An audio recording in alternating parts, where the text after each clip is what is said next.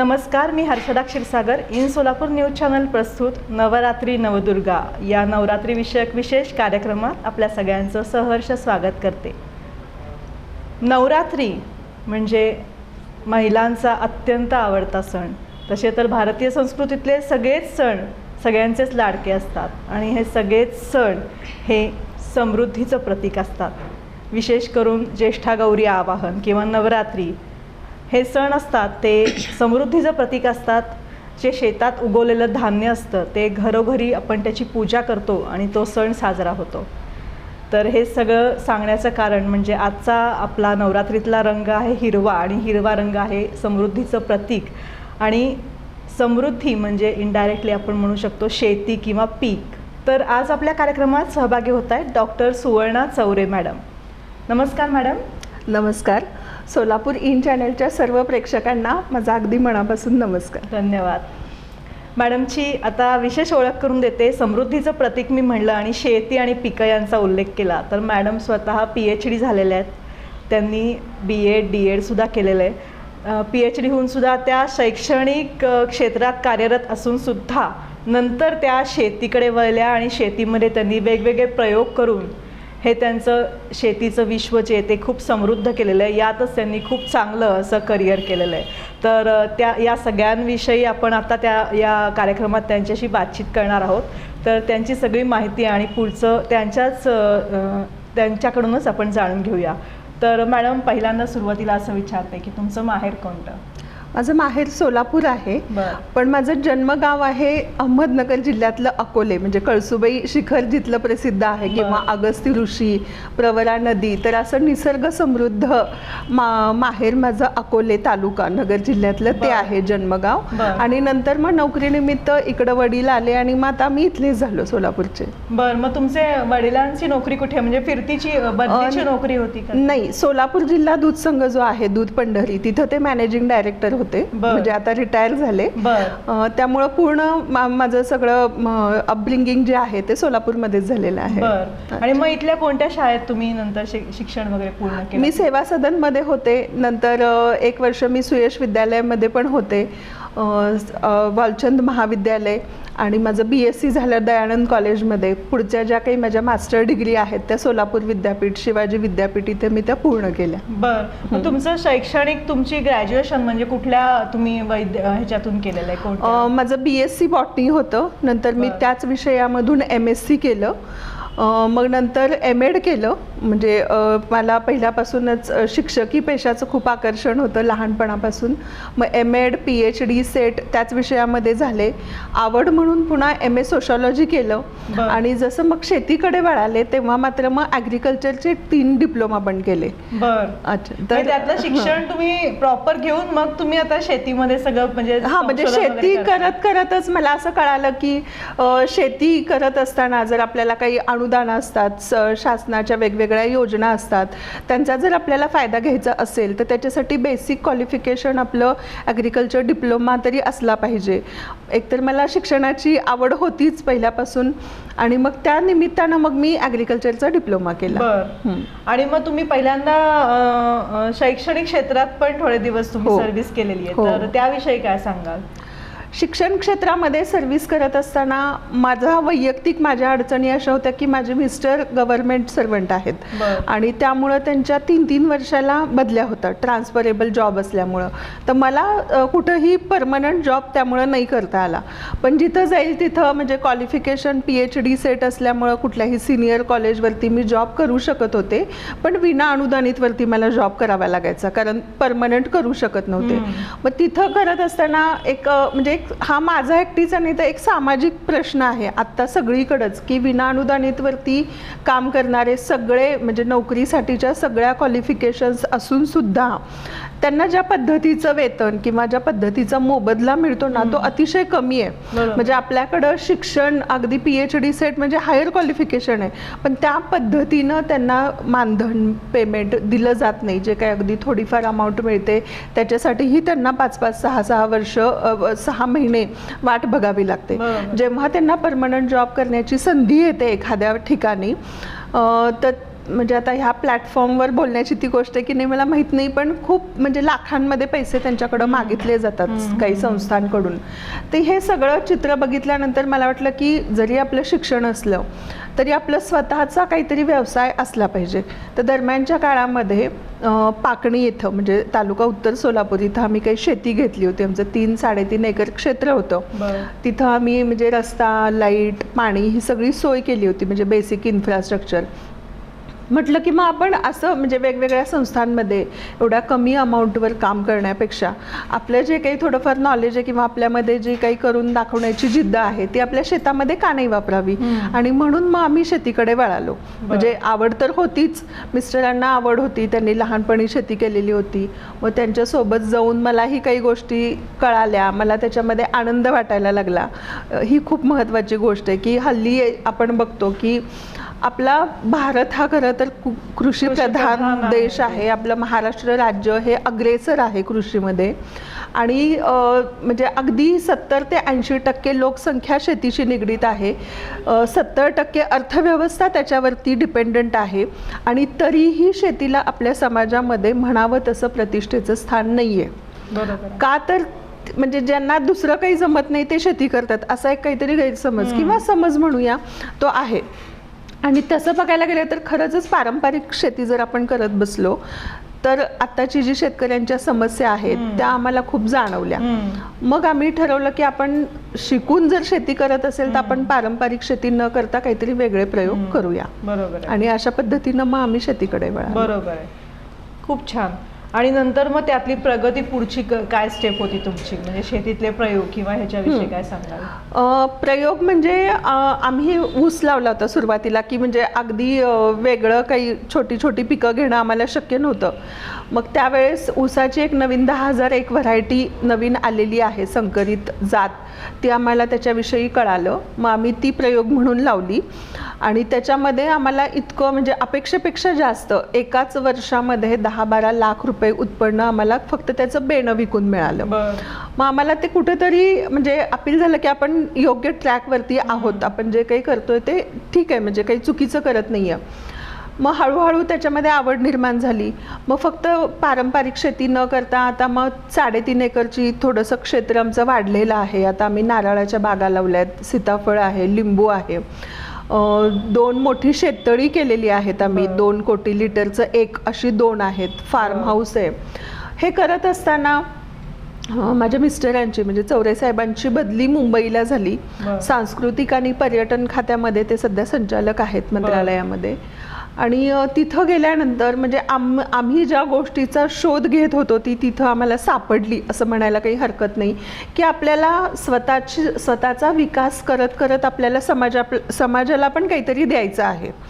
आणि प्लस पारंपरिक हे शेतीमध्ये न अडकता व्यावसायिक रूप त्या शेतीला प्राप्त करून द्यायचं आहे. मग तिथं आम्हाला कृषी पर्यटन ही नवीन संकल्पना कळाली. म्हणजे ऑलरेडी आहेच आहे, आपणही कधीतरी हुरडा खायला जातो नातेवाईकांकडे, मित्रांकडे, तर ते एक प्रकारचं कृषी पर्यटनच आहे.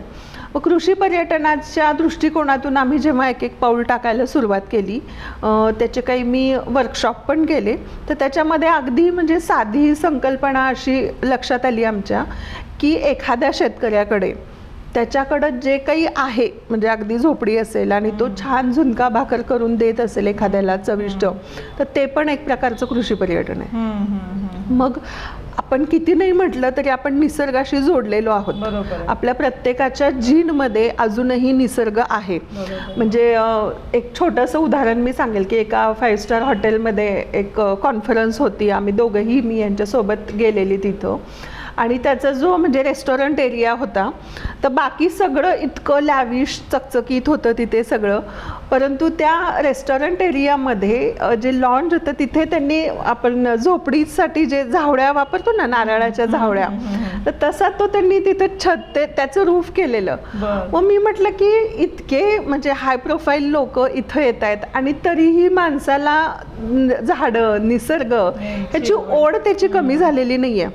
म्हणजे आता पुणे साईडला तर इतके कृषी पर्यटन केंद्र झालेले आहेत की माणसाला एक दिवस का असे ना, डोंगर, नद्या, झाडं, विकेंडला जातात आणि निसर्गाच्या सानिध्यात राहायला माणसाला आवडतं. मग आपल्याकडं तर ऑलरेडी क्षेत्र आहे, पाण्याची सोय आम्ही केलेली होती, लाईट आहे, रस्ते आहेत, हे सगळं इन्फ्रास्ट्रक्चर जर आहे तर आपण त्या क्षेत्राकडं का वळू नये असा आम्ही विचार करून मग आता सध्या आमचा प्रयोग तोच चालू आहे, कृषी पर्यटन. मग फक्त आणि फक्त कृषी पर्यटन म्हणजे फक्त हुरडाच खाऊ घालायचा का? तर खूप सारे असे कृषी पर्यटन केंद्र आहेत की तिथं म्हणजे ऑलरेडी सोलापूरमध्ये ते विकसित झालेले आहेत की जिथं हुरडा पार्ट्या चालतात. मग आपल्याला वेगळं काय द्यायचं आहे लोकांना, सोलापूरकरांना? आपल्याला जे काही वेगळं नॉलेज आहे, आपण ज्या पोस्टवर काम केलेलं आहे, आपण एवढं शिकतोय, वेगवेगळं वाचन करतोय, तर त्या दृष्टिकोनातून आपण काय वेगळं देऊ शकतो? त्यातून मग आम्हाला एक कल्पना सुचली की आपण सांस्कृतिक जे काही आपलं सगळं परंपरा आहेत, रूढी आहेत, त्यांचं जतन करायचं. हा फक्त विचार आमच्याच मनात नाही तर अगदी भारत शासनाने, महाराष्ट्र शासनाने सुद्धा एक नवीन धोरण आणलेलं आहे, पर्यटन विषयक सांस्कृतिक धोरण. त्याच्यामध्ये त्यांनी असं म्हटलंय की आपल्या शेतीशी निगडित ज्या काही परंपरा आहेत, सण, उत्सव, लोकगीतं, त्यानंतर वाद्य असतील, संगीत असेल, तर ह्या सगळ्या कृषी परंपरांचं जतन करायचं आहे. मग त्याचे लेख लिहून ठेवणं असेल, त्या वस्तू एकत्रित करून त्याचं संग्रहालय निर्माण करणं असेल, किंवा ज्या लोककला आहेत त्यांचं व्हिडिओ तयार करून, आता आपण बघतो की भारुडी, गोंधळी, हे जोगते, ह्या ज्या म्हणजे जमाती आहेत विशिष्ट, त्या इतक्या नष्ट होत चाललेल्या आहेत. सिटीतल्या लोकांना म्हणजे हे बघणं म्हणजे कुठेतरी कमीपणाचं वाटतंय की ऑर्केस्ट्रा सोडून मी ह्या गोष्टी बघत बसू का? हे कुठून आलंय? तर काहीतरी पाश्चिमात्यांचं अंधानुकरण करणं, ते करू नका असं मी म्हणजे आमचं म्हणणं नाही, किंवा ते अयोग्य आहे असंही म्हणायचं नाही.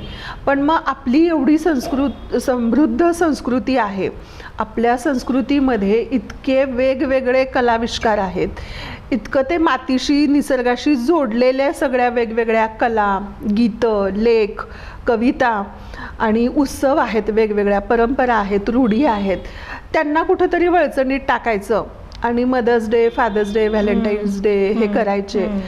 करा, म्हणजे ऋण व्यक्त करण्याची पद्धत कुठलीही असू दे तुमची, असायलाच पाहिजे. प्रत्येकाच्या म्हणजे वेगवेगळ्या कल्चरची ओळख आपल्याला व्हायलाच पाहिजे. पण मग म्हणून केवळ तेच करत राहायचं आणि आपलं सगळं सोडून द्यायचं, हे योग्य नाही आहे, किंवा कुणीतरी त्याच्यासाठी प्रयत्न करायला पाहिजेत असं आम्हाला वाटलं दोघांनाही. आणि मग त्यातून आमचं निसर्गवारी कृषी पर्यटन केंद्र हे आकाराला आलं, किंवा येतंय आता अगदी त्याची प्राथमिक अवस्था आहे. आणि मग त्या माध्यमातून आमचे असे प्रयत्न आहेत की अगदी आपले जे पारंपरिक सण आहेत साधे, म्हणजे नागपंचमी असेल, वटपौर्णिमा असेल, दिवाळी, दसरा, होळी, धुंधुरमास, आता तो एक नवीन कन्सेप्ट येतोय, वेळ अमावस्या, तर हे सगळे सण आपण तिथं साजरे करायचे, जास्तीत जास्त लोकांपर्यंत आपली संस्कृती पोहोचवायची. आता अगदी तुला सुद्धा वटपौर्णिमा करायला आवडते, नाही असं नाही, नागपंचमी करायला आवडते, पण आपल्याला तो ॲक्सेसच नाही आहे. म्हणजे मला छान असं आता आम्ही ह्या नागपंचमीला खूप मोठा उत्सव, रानझुला महोत्सव असं तिथे उत्सव केला. तर शेतामध्ये म्हणजे ज्या काही आल्या होत्या महिला, त्यांना ते इतकं आवडलं, मोकळ्या हवेमध्ये झोका खेळायला मिळाला, ती पारंपरिक गाणी ऐकायला मिळाली, झिम्मा खेळल्या, फुगड्या खेळल्या, घागर फुंकणे, हे सगळे जे काही आपले प्रकार आहेत ते त्यांनी तिथं अनुभवले, त्याचा आनंद घेतला. तर अशा पद्धतीने सगळे सण आणि उत्सव साजरे करायचे. आपल्या नवीन पिढीला किमान त्यांची ओळख तरी व्हावी. हां, की आता जर म्हटलं त्यांना नांगर, शिवळ, खळ जेवण काहीच म्हणजे हे शब्दच माहित नाही, त्या वस्तू, त्याचा उपयोग, हे तर खूप लांबच्या गोष्टी. हुरडा, शेती, बैलगाडी, 3-4 शब्द त्यांना माहिती आहे, तेवढंच माहिती आहे. तर मग असा म्हणजे नवीन कन्सेप्ट आमची सध्या हीच आहे की वेगवेगळ्या जुन्या वस्तूंचं, भांड्यांचं संग्रहालय, जुन्या दागिन्यांचं संग्रहालय, आपली जी वस्त्र परंपरा आहे त्यांचं संग्रहालय, आणि हे जे काही सण उत्सव आहेत हे तिथं साजरे करणं आणि आपल्या मुलांपर्यंत ते पोहोचवणं, जतन करणं. खूप छान कन्सेप्ट आहे मॅडम. आणि मुलांचं पण तुम्ही म्हणालात तसं खरंच त्यांना माहिती नाहीये की कोणीतरी त्यांना हे सगळे आपली संस्कृती जी आहे त्यातल्या एकेका वस्तूची ओळख करून द्यायला पाहिजे नव्याने, असं आता गरज निर्माण झाली आहे. आणि पुण्या मुंबईला तर आपण बघतो की अगदी त्यांना ते चुलीवरचं जेवण किंवा अगदी सिंहगडला पण जाताना चुलीवरची कांदा त्यांना इतकं ते वेगळं अप्रूप वाटतं की आपण कुठेतरी गावातून आपलं मूळ आहे हे मला वाटतं लोक विसरत चालले आणि तिकडे परत आकर्षण त्यांना निर्माण झालेलं आहे. हो खरंच.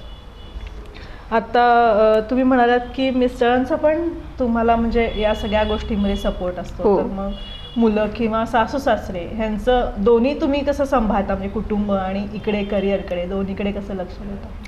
सपोर्ट तर सगळ्यांचंच आहे. म्हणजे मुलगी माझी आता BCom सेकंड इयरला आहे, CA करते, मुलगा 10वीत आहे. तर त्यांना आता एवढं माझ्या अटेंडन्सची गरज नाही आहे. म्हणजे लहान होते तेव्हा माझ्या सासूबाई होत्या, सासऱ्यांचा त्यांचा नेहमीच मला सपोर्ट राहिलेला आहे. खरं तर MSc झाल्यानंतर लगेचच माझं लग्न झालं. हे पुढचं सगळं शिक्षण मी लग्न झाल्यानंतर पूर्ण केलं. तर ते त्यांच्या सपोर्टशिवाय शक्य नव्हतं. म्हणजे माझे आई वडील, सासू सासरे, सगळी माझी सासरची मंडळी, माझ्या जाऊबाई असतील, तर ह्या सगळ्यांचंच नेहमी मला पाठिंबा मिळालेला आहे. शेतात नवीन पहिल्यांदा म्हणजे मी जेव्हा गेले तर मी म्हणजे आपण अगदी लहानपणापासून एकमेकींना ओळखतो, तर शहरामध्ये वाढलेली आहे. जरी शहरात वाढली असली तरी मध्यमवर्गीय अपब्रिंगिंग म्हणतो ना आपण, की कुठेतरी आपल्या संस्कृतीशी, संस्कारांशी कुठेतरी नाळ जोडलेली, ती सुटली नाही माझी कधी. आणि त्यामुळं मी लग्न होऊन खेड्यात जरी गेले किंवा नंतर शेतीकडे जरी वळाले तरी मला त्याच्यामध्ये काहीतरी आपण वेगळं करतोय किंवा ते कमीपणाचं आहे, कमी प्रतिष्ठेचं आहे असं मला कधी जाणवलं नाही. की आपण कुठलीही गोष्ट केली तरी आपण करतो म्हणूनच तिला प्रतिष्ठा आहे, ह्यानं मी ती करत गेले. आणि सगळ्यांचा सपोर्ट आहे म्हणूनच इथपर्यंत आम्ही येऊ शकलो.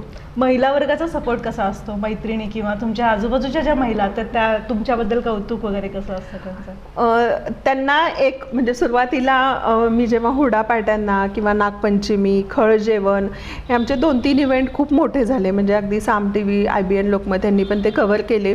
आणि त्यावेळेस ज्या मैत्रिणी, नातेवाईक सगळे आले, मी मगाशी जो उल्लेख केला की ती ऊसाची नवीन व्हरायटी लावल्यानंतर आम्हाला खूप उत्पन्न मिळालं, तर जे ॲग्रिकल्चर रिलेटेड जे न्यूजपेपर आहेत तर त्या पेपरनी आमची ती बातमी कव्हर केली.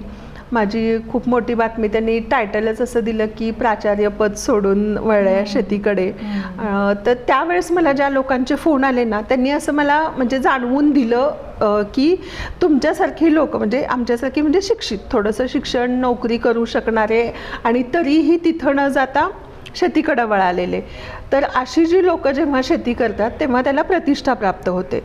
आणि माणूस शेवटी जे काही करतो पैसा, प्रतिष्ठा ह्यासाठीच करत असतो.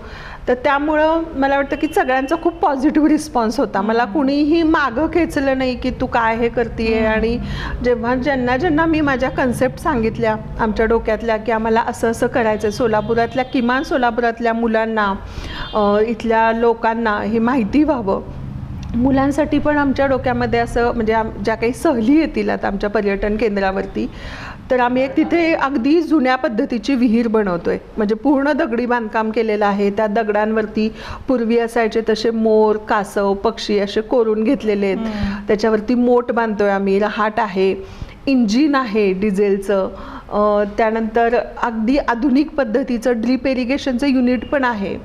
म्हणजे पारंपरिक ते आधुनिक याची सांगड घालत ती शेती जी काही आहे ती फुलवण्याचा आणि लोकांपर्यंत वेगवेगळ्या संकल्पना पोहोचवण्याचा प्रयत्न आहे. तर मला कुणीही असं म्हटलं नाही की तुम्ही ह्या क्षेत्रामध्ये कशाला गेलात.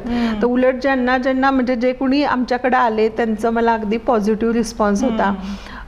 संकल्पना खूप आवडली सगळ्यांना आणि ते म्हटलं की नक्कीच आमच्या मुलांना आम्ही इथं घेऊन येऊ की काय आपलं परंपरा आहे त्या तरी ह्या निमित्ताने त्यांना ओळख होईल, त्या समजतील. बरोबर आहे.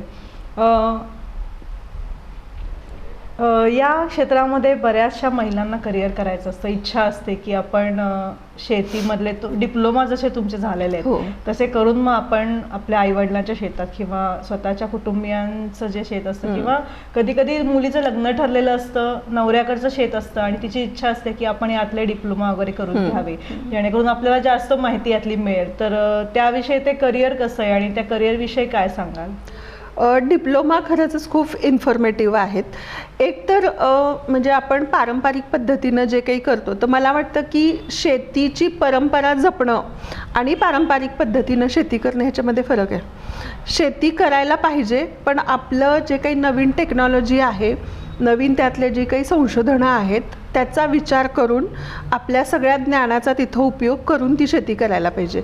तर त्यासाठी नक्कीच हे डिप्लोमा फायदेशीर आहेत. 2 गोष्टी होतात. एक तर तुम्हाला त्याचं थेरॉटिकल नॉलेज मिळतं सगळं, आणि प्लस शासनाच्या ज्या काही योजना आहेत शेतकऱ्यांसाठीच्या, त्याचा खूप छान पद्धतीने तुम्हाला फायदा घेता येतो. मग म्हणजे सगळं आपणच खरं तर शेतकऱ्यांच्या समस्या आहेत त्या आहेतच, त्याच्यामधून पारंपरिक शेतीतून खूप काही मिळतं असं नाही, पण प्रत्येक शेतीमध्ये म्हणजे अगदी तुम्हाला ट्रॅक्टर घ्यायचा आहे, वेगवेगळी अवजारं घ्यायची आहेत, सिंचनाच्या सोयी करायच्या आहेत, शेततळं घ्यायचे, प्रत्येक गोष्टीसाठी शासनाच्या योजना आहेत, प्रत्येक गोष्टीसाठी त्यांचं अनुदान आहे, पण हे माहिती नसतं. मग तुम्ही डिप्लोमा केला तर एक तर तुम्ही एलिजिबल होता त्या योजनांचा फायदा घेण्यासाठी, आणि थोडंसं बाहेर पडलं की इतर त्या मॉबमध्ये म्हणजे तुमचे जे काही ग्रुप आहे त्याच्यामध्ये तुम्हाला कळतं की वेगवेगळ्या योजना कोणत्या, त्याच्यामधून आपल्याला काय फायदा मिळू शकतो, नवनवीन तंत्रज्ञानं कोणती आलेली आहेत शेतीमध्ये, तर आधुनिक शेती करायला काही हरकत नाही. आणि मग मी अजूनही त्यात म्हणेल की शेतीमधून म्हणजे जे काही आपलं उत्पन्न आहे त्याच्यामध्ये जर फूड प्रोसेसिंगकडं जर आपली पिढी वळाली, म्हणजे जे काही तरुण मुली असतील, मुलं असतील, तर फूड प्रोसेसिंगकडं म्हणजे आवळा बाग आहे तर तुम्ही तिकडं पुण्याला मुंबईला पाठवण्यापेक्षा तुम्हीच त्याच्यापासून आवळा कँडी बनवा. टोमॅटो आहे, आता आपण बघितलं मध्ये भाव कमी झाला की सरळ रस्त्यावरती फेकून दिले जातात, तर टोमॅटो केचप बनवण्याचं टेक्निक शिकून घ्या. ते युनिट उभं करण्यासाठी तुम्हाला शासनाकडून अनुदान मिळतं, त्याच्यासाठीचे प्रत्येक ह्याच्यासाठीचे योजना अनुदानं ही आहेत, फक्त त्याची माहिती नसल्यामुळं आपला शेतकरी मागे पडतोय. आणि मग त्यांनी जर ही प्रॉपर माहिती घेतली सगळी आणि त्या पद्धतीनं वाटचाल केली तर नक्कीच शेतीसारखं दुसरं व्यवसाय नाही असं आपण म्हणू शकतो. आणि तिथं कुणाची बांधिलकी नाही आहे. जसं ऑफिसमध्ये 10 ते 5 काम करा, त्या मंथली पेमेंटसाठी वाट बघा, इथं काही नाही. आपलं स्वतःचं राज्य आहे, आपण पाहिजे ते प्रयोग करू शकतो. आपल्या वेळेनुसार आपल्या घराकडं लक्ष देऊन अगदी छान पद्धतीनं मुली किंवा महिला ह्या क्षेत्राकडं वळू शकतात. आता शहरामध्ये ऑर्गॅनिकचं एक खूप फॅड आलेलं आहे, तर अगदी महिला तेही करू शकतात. सिटीमधल्या महिलांना घरामध्ये कितीतरी वेगवेगळे प्रॉडक्ट्स पाहिजे असतात, म्हणजे काळ्या तिखटापासून ते पापड, लोणची, मसाले, ते करून ह्या महिला देऊ शकतात. खूप मोठा स्कोप आहे ह्या व्यवसायामध्ये, फक्त तेवढं डोळसपणाने आणि स्मार्टली बघायला पाहिजे. इकडे कष्टाची तर तयारी पाहिजेच. हो, अगदी तुम्हाला कुठेही जॉब करायचं असेल तर कष्टाशिवाय तर पर्याय नाहीच आहे. नवरात्री निमित्तानं महिलांना काय संदेश द्यायला किंवा काय विचार व्यक्त करायला आवडेल महिलांसाठी? महिलांसाठी मी असे म्हणेल, every woman who awakens courage within herself is Kali. Every woman who awakens transformation within herself is Durga. Every woman who awakens devotion within herself is Parvati. And every woman who awakens nurturing within herself is Annapurna. It is a festival of goddesses within a woman. So celebrate it, and happy Navratri to all of you. खूप छान. मी आत्ता म्हणलं PhD झालेले आहेत, आत्ता लगेच कळलं तुमच्या बोलण्यातनं तुम्ही जाणून दिलं की PhD झालेली शेतकरी महिला किती छान प्रगत असू शकते. तर मॅडम वेळात वेळ काढून आमच्या चॅनलला भेट दिली, तर आमच्या कार्यक्रमात सहभागी झाला त्याबद्दल इन सोलापूर न्यूज चॅनल परिवाराकडून आपले हार्दिक आभार आणि पुढच्या या छान अशा तुमच्या वाटचालीसाठी हार्दिक शुभेच्छा. धन्यवाद. थँक्यू. गिरिवर